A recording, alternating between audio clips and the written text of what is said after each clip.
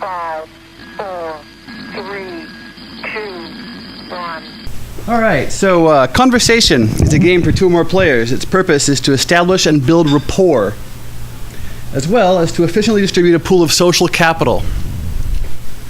This is awkwardly placed. Basics of play are relatively simple and can be mastered in 5 minutes, I hope. However, actual play can be fractally complex and multi-layered. Conversation must be played in a condition of rapport.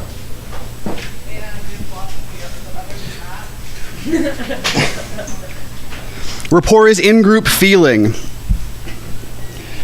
Loss of rapport ends the game. Play begins only when rapport is achieved and lasts as long as rapport lasts. Players may join or leave at will. A good game will tend to expand while a bad game will tend to contract.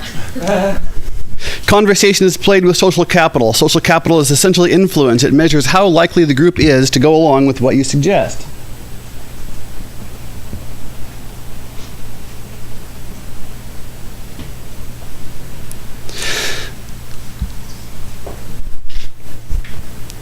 Critically, you must be aware that the stakes of conversation are not limited. You risk your entire roll of social capital every time you play.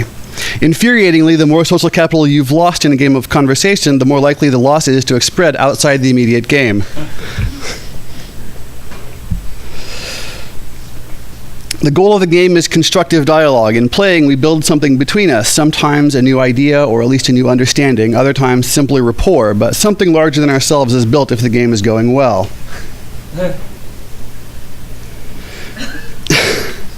Every time you make a play, you risk some social capital. Just like a betting round in poker. Unlike poker, there isn't a formal betting schedule. Anyone who feels like it can make a move at any time, but every move is implicitly a bet. This tends to mean that if you dominate the game, you're the only one with all the social capital in the pot, and if you win, you're only getting back your own social capital.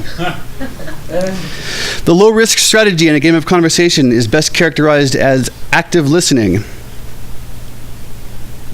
It involves being seen to hear what other people are saying and being seen to understand it, and by extension, to understand them. Polite expressions of interest, relevant questions, and encouraging facial expressions are all generally winning moves.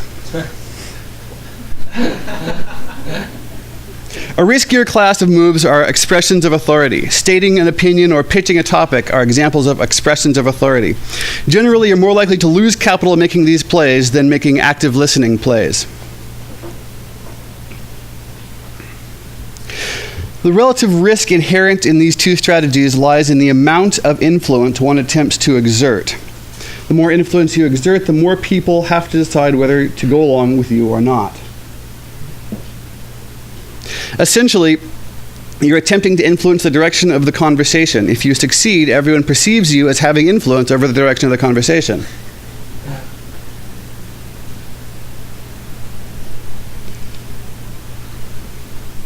Influence is social capital. That means that the amount of social capital you already have has a direct bearing on whether or not your gambit succeeds. Someone with a great deal of social capital can make a very bad move and still gain by it simply because his or her social capital influenced the outcome of play.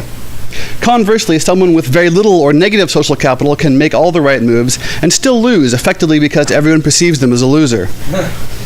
The game is over when rapport is lost.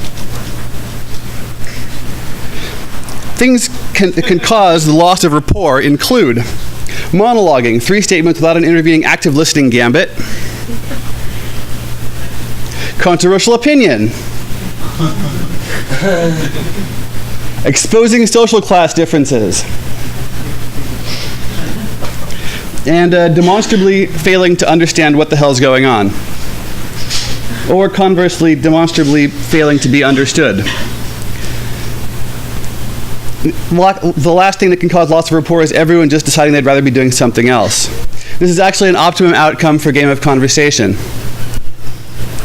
In summation, conversation is a challenging game for 2 or more players.